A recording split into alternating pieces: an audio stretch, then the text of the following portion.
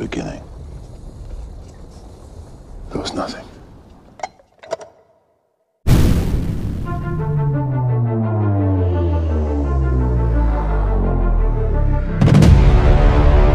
Sino nga ba ang tunay na Diyos? Ang Diyos ng mga Muslim, Hudyo o mga Kristiyano?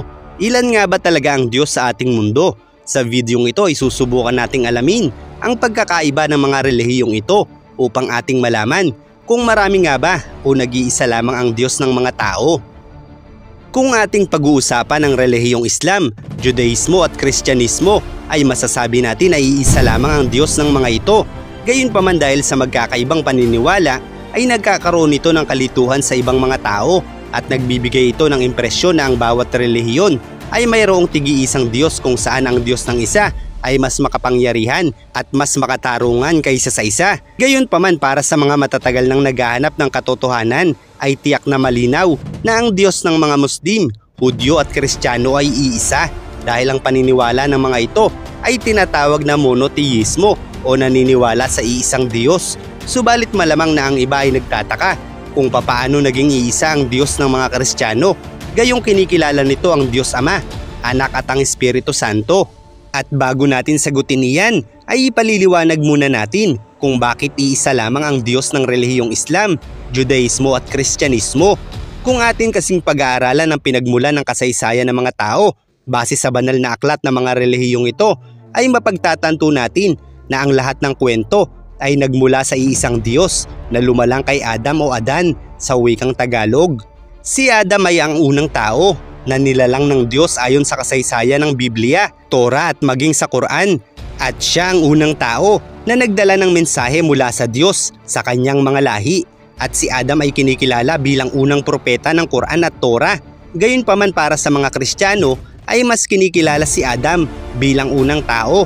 Subalit may tuturin pa rin siyang isang propeta dahil nga siya ang unang tao na nagdala ng mensahe mula sa Diyos mula sa angkan nito, at ang halos lahat ng ipinadalang propeta ng Diyos sa lumang tipan ay naging propeta rin ng Islam, Judaismo at ng Kristyanismo. Kaya't ang ibig sabihin lamang nito ay isang Diyos lamang ang sinasamba ng mga Hudyo, Muslim at Kristiyano. Gayunpaman ang pagkakasalansan ng mga kwento, bagaman magkakapareho ang Torah at ang lumang tipan ng Biblia, ay naiiba naman ang kwento nito sa Quran ng mga Islam. Halimbawa, ang kwento ni Adam ay mababasa sa parehong Quran, Torah at Biblia, kung saan ay pinapakita ang paglikha ng tao, ang tukso sa hardin at ang kanilang pagkakasala sa Diyos. Ngunit may mga pagkakaiba sa mga detalye ng kwento sa dalawang kasulatan. Halimbawa, ang kwento nila Adam at Hawa o Adan at Eva sa Quran ay mas mahaba kaysa sa Biblia. Ganoon rin sa iba pang kwento ng mga propeta sa lumang tipan at Torah ng mga Hudyo, at iba rin ang pangalan ng Diyos ng Islam sa Quran ng mga ito. Kaya't dahil dito ay nagkaroon ng pagkakaiba ng paniniwala ang Islam sa Judaismo at Kristyanismo, habang ang Judaismo naman dahil hindi nito matanggap ang paniniwala ng mga Kristiyano ay hindi na rin ito pinaniniwalaan ang bagong tipan ng Kristyanismo. At kung nagtataka ka naman kung papaano nagiging isa ang Diyos ng Kristyanismo na tatlo sa persona, iyan ay dahil sa konsepto ng Trinidad na nais ibahagi ng Biblia. At ayon nga sa Mateo, Kabanata 28, versikulo 19 hanggang 20, kaya't humayo kayo, gawin ninyong alagad ko ang mga tao sa lahat ng mga bansa. Bautismuhan ninyo sila sa pangalan ng Ama at ng Anak at ng Espiritu Santo. Turuan nyo silang sumunod sa lahat ng iniutos ko sa inyo. Tandaan ninyo, ako'y laging kasama ninyo hanggang sa katapusan ng panahon. Dito ay makikita natin ang pagbibinyag sa ngalan ng Ama at ng Anak at ng Espiritu Santo ay nangangahulugan na nagpapasailalim tayo sa kapangyarihan ng Ama, Anak at Espiritu Santo. Kaya't sa makatuwid sa pag-iisip ng isang tao ay maaari nating isipin na ito ay tatlong Diyos, ang Ama, ang kanyang Anak at ang Espiritu Santo. Subalit ang pag-iral ng Diyos ay iba sa pag-iral ng mga tao. Sa madaling salita, ang lahat ng tungkol sa tao ay kayang ipaliwanag ng tao. Subalit ang pag-iral ng Diyos ay hindi maipaliliwanag ng kahit na sinong tao. At ayon nga sa Juan, Kabanata 14, versikulo 8 hanggang 11, sinabi ni Felipe sa kanya, Panginoon, ipakita mo sa amin ang Ama at iyon ay sapat na sa amin.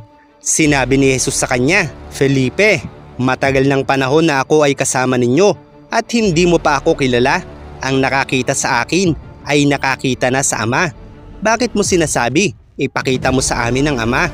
Hindi ka ba sumasampalataya na ako ay nananahan sa Ama at ang Ama ay nananahan sa akin? Ang mga salitang sinasabi ko sa inyo ay hindi ko sinasabi sa ganang aking sarili. Ang Ama na nananahan sa akin, siya ang gumagawa ng mga gawain. Sampalatayanan mo ako na ako ay sumasa Ama at ang Ama ay sumasa akin. Ngunit kung hindi, sumasampalataya ka sa akin dahil sa mga gawa. At dito nga ay malinaw na ang Diyos Ama at si Jesus ay iisa. At tulad ng sinabi ko kanina, tao lamang tayo na hindi may paliliwanag kung papaano nangyari ito dahil siya ay Diyos na ang pag-iral ay hindi kayang maunawaan ng mga tao. At sa talata naman ng unang Juan, Kabanata 5, versikulo 6 hanggang 10 ay sinabi, si Jesucristo ang naparito sa pamamagitan ng tubig at ng dugo, hindi sa pamamagitan ng tubig lamang, kundi sa pamamagitan ng tubig at dugo. Ang Espiritu ang nagpatotoo tungkol dito, sapagkat ang Espiritu ay katotohanan. Tatlo ang nagpatotoo sa langit, ang Ama, ang Salita at ang Espiritu Santo, at ang tatlong ito ay iisa. At mayroong tatlong nagpatotoo sa lupa, ang Espiritu, ang tubig at ang dugo, at ang tatlong ito ay nagkakaisa. Kung paniniwalaan natin ang patotoo ng mga tao, higit nating dapat paniwalaan ang patotoo ng Diyos. At ito ang patotoo ng Diyos tungkol sa kanyang anak. Ang sumasampalataya sa anak ng Diyos ay nagtataglay ng patotoong ito sa kanilang puso. Ang sino mang hindi sumasampalataya sa Diyos ay ginagawang sinungaling ang Diyos sapagkat hindi siya naniniwala sa patotoo ng Diyos tungkol sa kanyang anak. At sa Juan 10:30 naman ay sinabi rin ni Jesus, ako at ang Ama ay iisa. Kaya't kahit ano pa man ang interpretasyon ng mga tao sa mga patotoong ito, sa huli ay walang makakaunawang tao sa pag-iral ng Diyos sa ating mundo. Kaya't imbis na gumawa ng pagsalungat sa mga mensaheng ito, ay magtiwala na lamang tayo dahil ito ay salitang nagmula sa Diyos ng mga tao. Ngayon kung tatanungin mo kung sino ang tunay na Diyos na sinasamba ng mga ito, ay natural na ang Diyos ng mga Kristiyano ang isasagot ko dahil ang katanungang ito ay dedepende na lamang sa paniniwala ng bawat tao. Ang mahalaga ay magbigay respeto pa rin tayo sa paniniwala ng iba at ipahayag lamang ang katotohanan tungkol sa Biblia.